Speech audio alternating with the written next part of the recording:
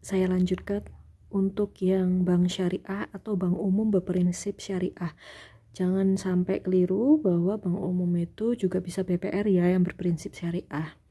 Nah, apa itu bank dengan prinsip syariah? Bank dalam aktivitasnya baik menghimpun dan menyalurkan dana, memberikan dan mengenakan imbal atas dasar prinsip syariah, yaitu jual beli dan bagi hasil. Ini yang membedakan bank dengan konvensional, sistem konvensional dengan bank yang bersistem syariah. Kemudian dasar hukum dan ketentuannya bagaimana? Yang ditetapkan oleh Bank Indonesia yang pertama adalah dasar hukumnya adalah tetap ya pakai Undang-Undang Nomor 10 Tahun 98 Pasal 11 Ayat 3. Kegiatan usaha dan produk menggunakan prinsip syariah harus ada pembentukan dan tugas Dewan Pengawas Syariah, persyaratan pembukaan kantor cabang dari konvensional menjadi syariah. Jadi ada ketentuan-ketentuannya, karena bisa jadi tadinya dia tuh bank konvensional, kemudian dia ingin menjadi bank syariah, maka dia harus mengikuti ketentuan pokok yang ditetapkan Bank Indonesia. Perbedaannya bagaimana? Kan pertanyaannya gitu ya. Kita selalu berpikir apa tuh Bu bedanya konvensional sama bank syariah?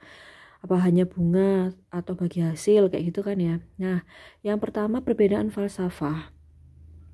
Bank syariah tidak menggunakan sistem bunga, sehingga produk dari bank syariah berbeda dari bank konvensional. Konsep pengelolaan dana nasabah dikelola dalam bentuk titipan ataupun investasi. Dana tersebut kemudian disalurkan dalam bentuk transaksi perniagaan yang diperbolehkan dalam prinsip syariah. Pada dasarnya, bank syariah ini tidak boleh menyalurkan dana kepada usaha-usaha yang tidak islami. Misalnya, dia juga nggak boleh nerima atau menghimpun dana dari yang nggak halal atau yang haram gitu ya. Jadi mamanya dia mau menyalurkan untuk pengusaha yang mau jual miras gitu, itu nggak boleh, haram kayak gitu ya. Contoh kecilnya kayak gitu. Kemudian kewajiban mengelola zakat. Nah, dalam bank syariah itu ada mobilisasi dana-dana sosial melalui zakat, infak, dan sedekah. Ini yang membedakan juga. Kalau di bank konvensional tuh bisa, tapi mungkin dalam bentuk atau penyebutan lain yang disebut dengan CSR, Corporate Social Responsibility. Kalau tertarik nanti kalian skripsi mau ngambil itu, monggo silahkan. Kemudian struktur organisasi harus ada Dewan Pengawas Syariah yang bertugas mengawasi segala aktivitas bank agar sesuai dengan prinsip syariah. Dewan Pengawas Syariah dibawahi oleh Dewan Syariah Nasional. Kegiatan usaha bank syariah itu yang pertama hiwalah. Hiwalah ini adalah akad pemindahan piutang nasabah kepada bank ke nasabah lainnya. Jadi mungkin ada nasabah yang nggak bisa melunasi piutangnya, kemudian akadnya dipindahkan kepada nasabah lain. Ijarah, ada akad sewa menyewa barang antar bank dengan penyewa. Setelah masa sewa berakhir, barang dikembalikan ke bank. Jadi kayak sewa gitu ya. Kemudian ijarah wa ihtina adalah akad sewa menyewa barang antar bank dengan penyewa yang diikuti janji bahwa saat ditentukan kepemilikannya berpindah kepada bank. Istisna adalah akad jual beli barang antar pemesan dengan penerima pesanan atau bank sebagai syani. Kafalah adalah pemberian jaminan yang diberikan kepada satu pihak kepada pihak lain, di mana pemberian pinjaman bertanggung jawab atas pembayaran kembali suatu utang yang menjadi hak penerima jaminan. Ada yang lainnya, mudharabah itu akad pihak pemilik modal dengan pengelola untuk memperoleh pendapatan atau keuntungan. Ada murabahah adalah akad jual beli bank dengan nasabah bank pemberi bank barang yang dibutuhkan nasabah dengan harga pokok ditambah keuntungan disepakati.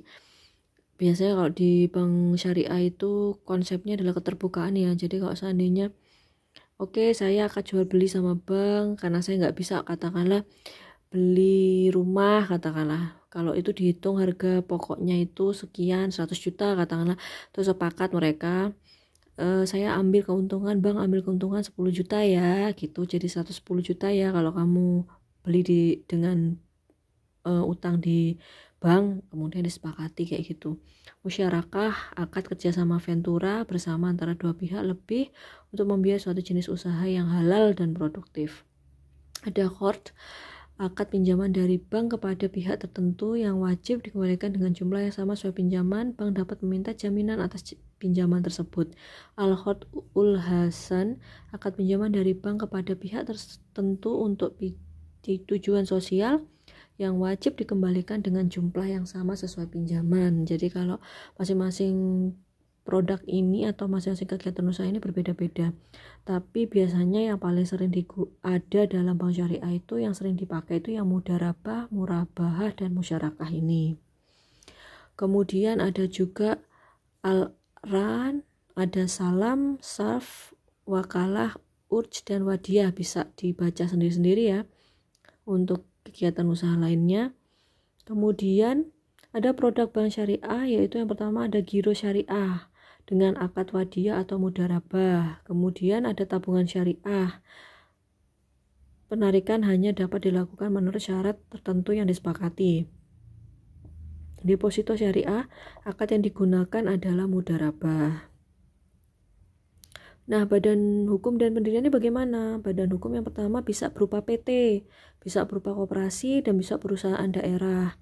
Modalnya sekurang-kurangnya adalah 3 triliun. Kemudian pendirinya bank hanya didirikan oleh 1 WNI dan atau Badan Hukum Indonesia atau WNI dan Badan Hukum Indonesia dengan WNA dan Badan Hukum Asing secara kemitraan. Pemberian izin kegiatan usaha dilakukan dengan 2 tahap, yaitu persetujuan prinsip dan kedua adalah izin usaha. Kepemilikan bank syariah, modal sendiri bersihnya merupakan penjualan dari modal di sektor cadangan dan laba dikurangi penyertaan kerugian bagi badan usaha PT atau perusahaan daerah, atau penjumlahan dari simpanan pokok, wajib, hibah, modal penyertaan, dana cadangan, dan sisa hasil usaha dikurangi penyertaan dan kerugian bagi badan hukum koperasi. Karena tadi hanya ada 3 jenis ya untuk bentuk hukumnya, yaitu tadi PT, kemudian perusahaan daerah, dan juga ada koperasi. Sumber dana yang dilarang yaitu yang pertama berasal dari pinjaman, fasilitas pembiayaan dalam bentuk apapun dari bank dan pihak lain di Indonesia. Kemudian B, berasal dari sumber yang diharamkan menurut prinsip syariah termasuk dari dan atau tujuan pencucian uang. Nah, ini tugasnya tapi nggak perlu dikerjakan karena nanti saya yang akan membahas tentang pasar modal, pasar uang, dan valuta. Terima kasih. Wassalamualaikum warahmatullahi wabarakatuh.